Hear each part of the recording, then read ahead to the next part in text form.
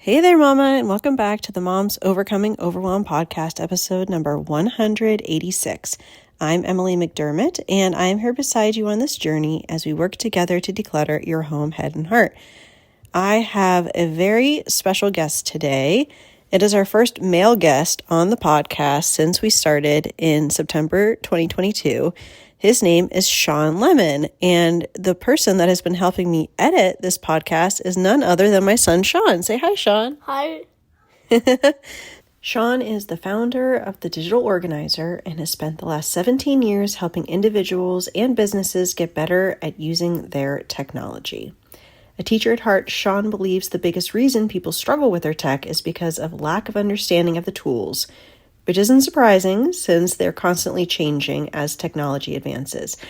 And when he's not helping businesses run more efficiently, he loves making pottery, riding motorcycles, and spending time with his wife, Madeline, and their 2-year-old son, Nico.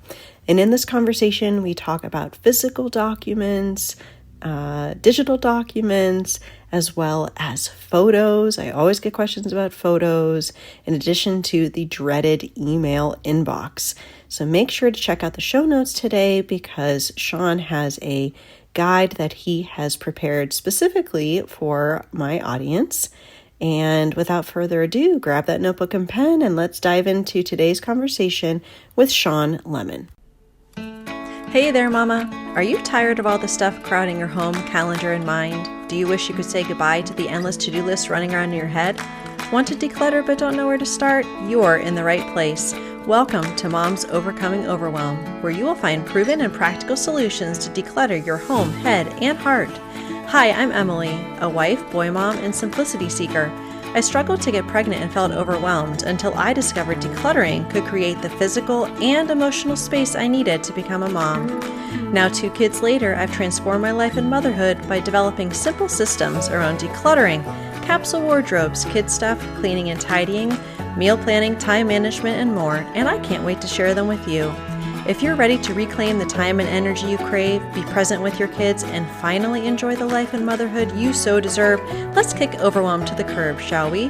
Grab your lukewarm coffee, your notebook and pen, and clear up some counter space. Let's do this. Well, hi, Shawn. Thank you so much for coming on the Moms Overcoming Overwhelm podcast. I am thrilled that you are on the show today. I'm happy to be here and honored to be your first male guest. I know. And it just so happens it is my son Shawn's 7th birthday, the day of recording. So it's just meant to be. So exciting. Shawn, you've been very understanding. We're recording this in January when there have been snow days and low temperatures. And I think my kids since December 20th have had 6 days of school total. Oh my goodness. So it's been a little crazy, but thank you for sticking with it. And I would love it if you could introduce yourself and tell us about you and your family, a little bit about your business, and then anything you like to do for fun. All right. My name is Shawn Lemon, and I'm the founder of the Digital Organizer. And I live in the Nashville, Tennessee area in Franklin with my wife, Madeline, my 2.5-year-old Nico, actually soon to be 3-year-old Nico. And it's a total blast living with them and being with them. And just this phase of life is just a blast. Can be overwhelming at times, especially when I work from home. But yeah, my wife stays home and raises our son, and we just have a good time here with family close by. So my business started out of the Apple Store. So I worked there for 7 years and I taught people how to use tech. And I found that a lot of people were really overwhelmed by the mess and they needed some help getting on top of it. It wasn't enough just to show how features worked, which is what the job was at Apple.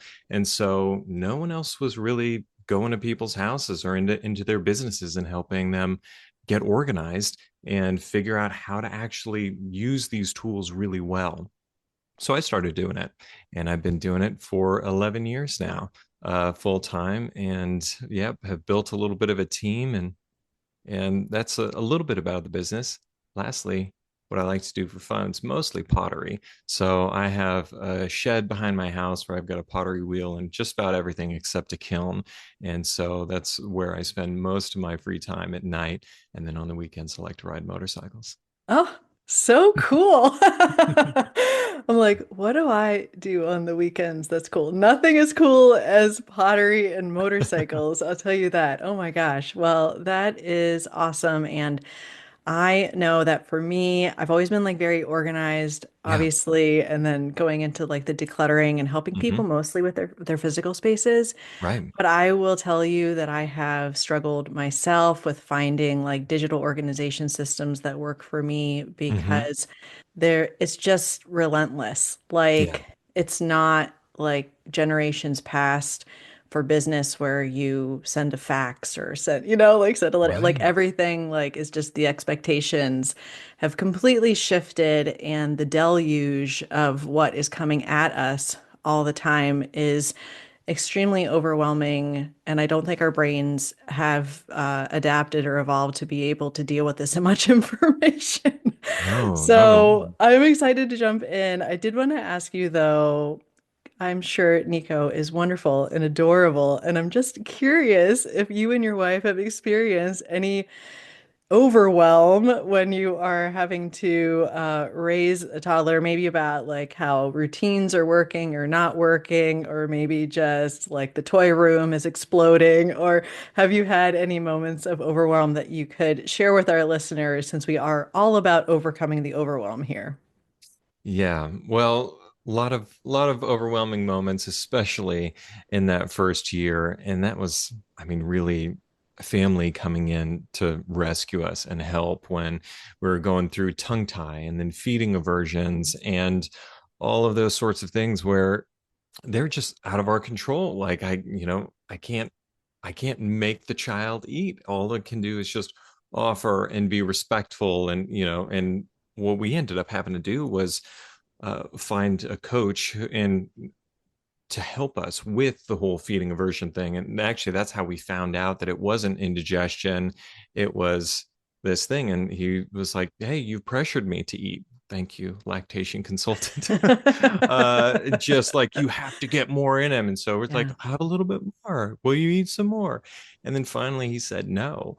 And it was just so bad we had no idea what to do. It was one of the darkest points of our lives, just trying to keep this kid alive. Mhm. And luckily my wife found this company based out of Australia, and we hired him. And this wonderful patient woman coached us through it, watched the videos of us feeding him, helping coach us to know what to do in that situation when we were just completely emotionally a wreck. And it was really life saving. Wow. We had tongue tie issues also, but no feeding aversions. And gosh, talk about overwhelmed, and I'm sure just feeling completely hopeless because it's like you Oh my said, you gosh, can't yeah, force your kid to yeah. eat. So you are the guru, the expert when it comes to all things digital organizing, which, like I said, I have attempted different iterations of things that work for me and things that don't. But there's also a lot of conflicting advice I feel out there, especially like generationally. I think about my parents, like the Yeah. baby boomers, and Hmm. then more of the generation since. And when it comes to like physical documents and like what we actually need, the opinions are very different. You ask my dad, who still prints out everything and still Hmm. keeps every single email Yeah. physically and not organized, I will say. If you're listening, Dad, I love you, but come on. So if you could talk to us a little bit about like what are those physical documents we actually have to have, which isn't like boxes and boxes and boxes of stuff, and which ones can we just have electronically? I'd love to start there before Hmm. we kind of move to the actual storage and organization of the electronic documents. Yeah. There's not a ton that we really have to keep. There's so many different ways that we could back up our stuff. And really, it comes down to what's your comfort level. Mhm. And while I know that I can get rid of all the tax documents and I don't need to keep physical copies because I've either scanned them or I downloaded them digitally, my bank has been sending me the 1098s and, all of the 1099Ks and everything. And sometimes I'm getting the paper ones. I still like to have them. It just Mm. makes me feel safe by having those documents just, just in case, even though I've got backups and all the things. So I keep that, birth certificates, marriage certificates, certain vehicle documents, but the majority of it I just throw away now. I go and get my oil changed, and I like to keep those records. So when I sell my car, it's like I've got all the records, and here you go. And I get good value from it that way. So I snap a picture of it, I put in the date, what it was, the vendor, and there we go, I'm done with it. And then I toss the receipt. So you know, there's just so little if you've got a good system and you're putting it online or putting Yeah. it at least digitally on your computer. I'm curious for you because I have a lot of clients that deal with sentimental items, Yeah. and a lot of that is paper.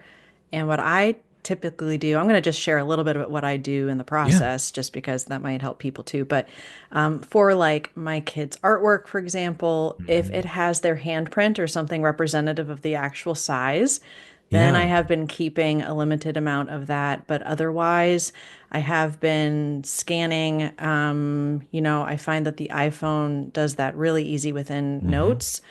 And so I don't really keep that. And then when it comes to even cards, like my husband gives me an anniversary card, then I'm just scanning the portion that has the nice things that he said about me. Hmm. And then I get rid of the physical. But people really like have a hard time with the physicality of sentimental things. And I'm wondering what you do and what you recommend that people do when it comes to more of those sentimental papers.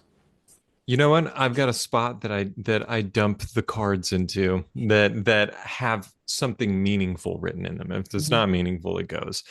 So I save that. I haven't even thought about just scanning them and keeping those digitally because it's just hadn't crossed my mind. It's like there's certain things digitally that wouldn't cross your mind. But other things as far as kid stuff goes, I'm not there yet. I've got a few things and we've got them physically, but I love that idea of scanning them and then having them digital and then Yeah. keeping the ones where, yeah, footprint, handprint, things like that just show that. I mean, that's wonderful. So keeping that is cool. The one thing that I wouldn't do is store it in notes Mm. because what if you decide you don't want to use Apple anymore? I'd have to get a divorce because Yeah. my husband will only use Apple products, but keep going. Yeah, I hear you. And I used to work at the Apple store. I'm totally there with you. But you might find that you would rather use a different app instead for Mhm. all of your notes. And how are you going to get all of that information out of there? It's not very easy. So Mm. since you're on a Mac, there's something really cool that you can do, and you can just right click in a folder, any folder, or on your desktop, and you can say import from my phone. And it opens up the phone, you just hover over top of it, snap the picture, and it makes a file instead of putting it in your notes app. Oh, great. Oh, I Yeah. love learning new So things. now you just file it away as any other digital document just in your Hmm. filing system. That way you can move it from place to place. Because I was hardcore Apple and storing all of my stuff in iCloud, Hmm. but then as I built my business and I wanted everything working together easier, my wife and I love using Google Docs and Sheets. So I moved all of that stuff over, and it was so simple to do because it's just dragging from one place to another and everything shows up there. Whereas notes apps don't do that. Yeah. Okay, Mhm. great. Well, I will Yeah. take a look at that. And you brought up kind of my next question was about the electronic storage process. Now, you were talking Yeah. a little bit about like naming conventions and why Hmm. that's really important, Yeah. but also being able to share. We, not shockingly, have Macs and use those. And so we do have some shared folders specifically for taxes. So, like, if I Hmm. have a medical receipt, I scan it, I put in that folder, which my husband also Yep. accesses is able to access because we were using Evernote, but then the cost ended up being kind of cost prohibitive, and we were like, yeah, we're gonna try to do something different. Yeah. But I'm curious if you could talk first about sort of the naming conventions and then Yeah. also how you're able to easily share with your wife those important documents. Yeah. So when it comes to naming conventions, I usually put the date in the document. So I always start with the year and I put 2025. And Mm. then for mine, I use a dash and then I put 01 for January dash, 22 for the 22nd. And when you start your naming convention with the date in that format and putting the zeros in, if we're in January, then when you do that and you organize your files alphabetically, they're organized chronologically. Mm. So it's very easy to see if a medical record is out of date. So if you're taking a picture of your child's eye prescription, then you can know which one is current and which one isn't by a simple glance. And if you want to delete those and purge, you know which ones you could delete. If you want to keep them for records, you could just create an archive folder in that child's folder and then dump it in there. And so Mm. the rest of the naming convention is dash category dash description. So in this case, eye prescription and then Dr. Motley Yeah. or whatever that is. So another one for taxes, I don't put the full date in because the only thing that's relevant is the year. So that's going to Mhm. be 2025-1099K dash Stripe. And that's a 1099 from Okay. Stripe. Okay, yeah, that's great. And I love that it's not like super long It's not. because it's just for that searchability, Yeah. aspect. But And you then when it can make comes, it oh, go long ahead. too. You can Mhm. make it long too. Like the the descriptor can be as short or as long as you need, unless, in Windows you do have character limits. Mm, But you can add a lot in there. That way you can find it easily through search. right. Okay. And then when it comes to sharing the folders, do you Mhm. just make it whatever it is, like taxes or 2024 taxes, a shared folder with your wife, or how do you do that? Yeah, I used to share them individually, but it was hard for her to find because she's just not as much of a Google user as I am. Hmm. So as much as we like Google Docs and Sheets, it's she's not in it day in and day out. Yeah. I am. So what I flipped it around is just said, let's put all of these important files in a folder called family. And I share that one folder with her. And then I saved that at the top level of Google Drive. So it's very easy for her to get to. And so she can always see here's where the health records are, financials, important docs, etc. Okay, Yeah. very cool. So I you don't have to have, share individual, group them right. together and share one folder. Okay. I do have one question just as Hmm. far as like notes is concerned, because Yeah. that's what I've been doing and I've been telling kind of my clients about what I do. One Hmm. of the things that I do like about it is that you can use tags. Uh-huh. So if I want to search something by a particular tag, then I can do that. But I don't think that that's the case, correct me if I'm wrong, for Google Drive. So is You that just, can. you can? Google Okay, Drive see? does have tags. I'm learning so many things. Yeah. This is I've fantastic. I find that I don't usually, well, I don't ever do them because my Hmm. name is descriptive enough. Yeah. So, like, the tag is in the name, Hmm. but I really group things together based on context. So, just like in a physical space, you're grouping, or say, we'll take my pottery for example. There are defined stages. It's wet. I need to weigh it out, cut it, wedge it, prepare the clay to go on the wheel.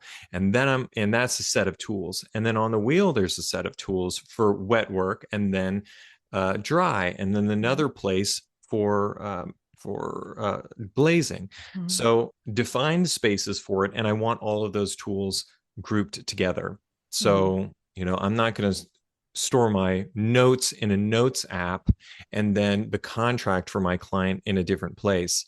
I Right. want the notes, the contract, images, any files that were created all in one place.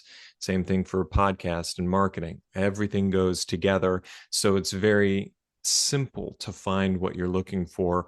And there's not a ton of overlap. So it's Hmm. much easier to find when you have a very focused file system.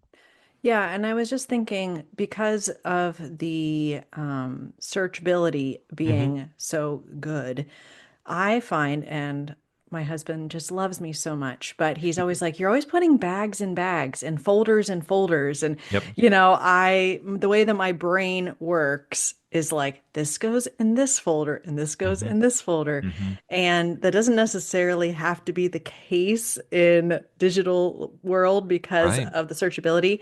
So and my husband will listen to this and start laughing, but what, how many levels of folders is too much? Like you were mentioning the family folder, which is that high Hmm. level one that you're sharing. Hmm. But besides that, are there subfolders or no subfolders? I'm curious to know how you do that. Yes, there are, and I'm constantly trying to reduce them.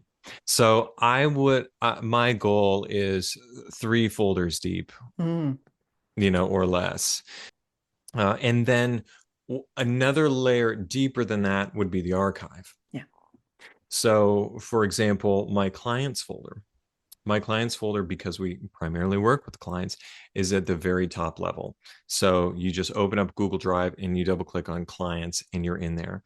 And all you're seeing are active clients, but there's a folder in there that's inactive.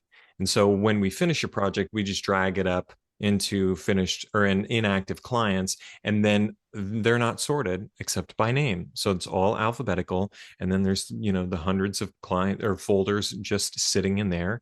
And I can always search Emily and it's going to pull up your Hmm. folder and I can just promote it up to the top level.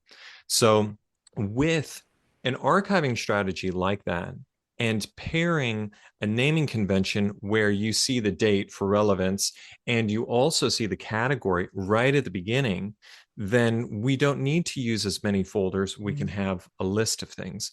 Now, some people just don't like seeing a giant list, in which case, create a folder if you want to. But if when you're working in a team environment or with other people and they just won't do it because it's double click, double click, double click, double click. Yeah. Oh wait, let me go back 3 levels and because it's not in here.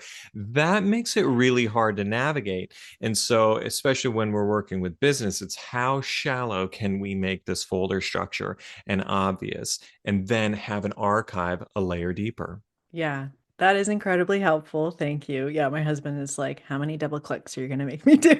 Yeah. So I am throwing you for a loop because we had some topic ideas and now I'm like, oh, what about this? What about this? And then Oh, my go brain's for it. going. Okay, good. Thank you. I get questions all the time about photos, Yeah. all the time. Now, Hmm.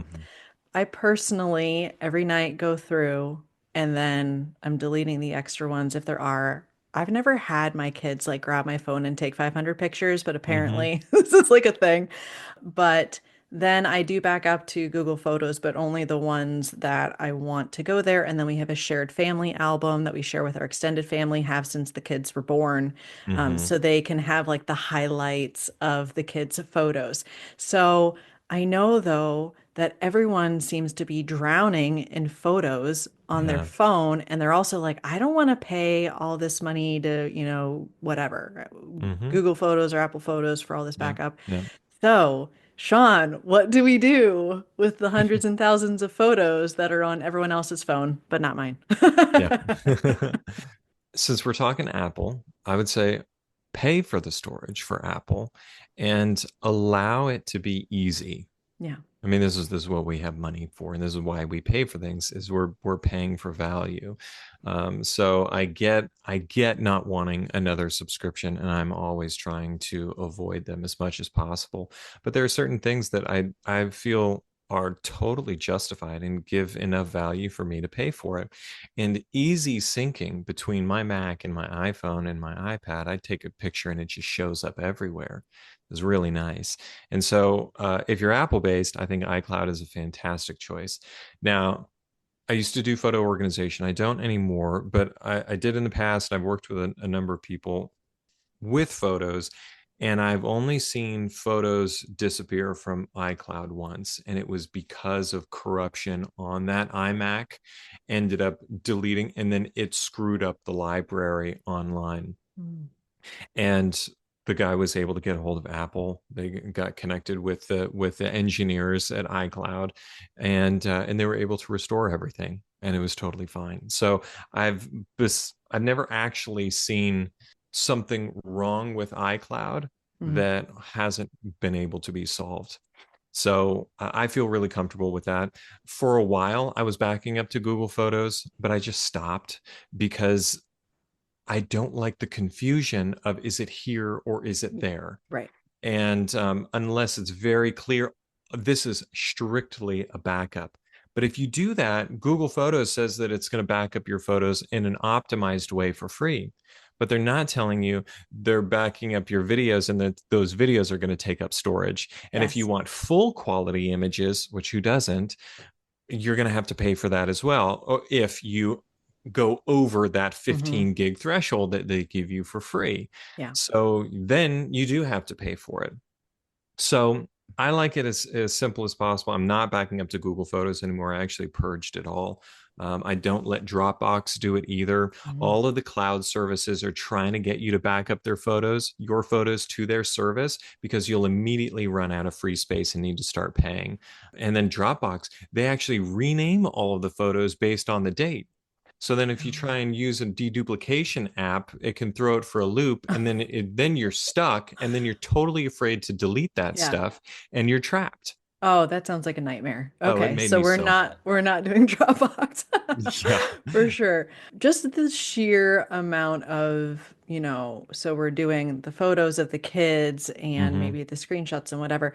What is your personal curation system for just like I took a bunch of photos this Yep. week. What do I do? Now that we know kind Mhm. of like the long-term storage, just the overwhelm of the sheer volume, what would you recommend? Yeah. So I wish there was a way that we could rate photos like we used to, Hmm. because I could just, hit reject or whatever, or do different stars. We can't do it anymore. So my workaround is to favorite the ones that I really love. And then I go back to the main grid. I hit the Hmm. select button and I highlight everything that's not favorited and I delete them. Oh, And then cool. I highlight all of the ones that are favorited and unfavorite them, except if they really are favorites. Then they stay with the heart. That's good curation. I Hmm. like that. Definitely. Yeah, I Okay. mean the fact is I've just seen so many people with tens of thousands and in Hmm. some cases hundreds of thousands of photos, and it's so much of it is 50 shots of the same Yeah. thing. It's like, oh, I don't know which one. Well, when you go and look through your photos, it's overwhelming, and it Hmm. just makes things hard to find. So at some point we have to start being ruthless about what we keep. It's too easy. They make it too easy Yeah. on purpose. We already talked about this. So we need good hygiene, and it's just becoming really overwhelming, and people are hitting that critical mass faster and faster, or more people are. Yeah, and so I always say, like, if you're used to scrolling Instagram in bed before you go to Hmm. sleep, just go through the photos of the day, first, Yeah, and I love just that. trying to kind of have some sort of habit around it. And then also, from like a gratitude standpoint, then you can kind of look and be like, oh, what happened today? And then kind of Hmm. have that reflection of on the day. Yeah, So making that a habit. The only, I guess, the last topic I want to dive into would be email, which I know is a yeah. beast. Hmm. But again, we're getting the deluge of emails. I already tell my folks unsubscribe from as Yeah. many things as possible, but especially the retail emails, of course. Yes. But when it comes to kind of managing your inbox, I know people have different inbox number comfort Hmm. thresholds. Hmm. Hmm. Mine for my Gmail inbox is 50 because that's like what you can view. And then I'm always like, if it's over 50, I need some dedicated time to go through this and like, Yeah. deal with it.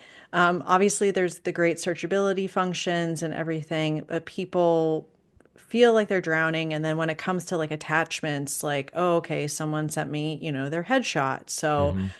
do I need to move that to my electronic system, like instead of keeping it in the Yeah. inbox? So, any email tips that you can provide to our Yeah. overwhelmed moms out there? Yes. So first off, give yourself permission to declare email bankruptcy and say, I'm going to pick a cutoff date and archive everything past that date. We don't Yeah. have to delete it. You can still search for it because you're not going to browse through 12,000 emails to find what you're looking for. You're going to search. So let's just get it out of the inbox.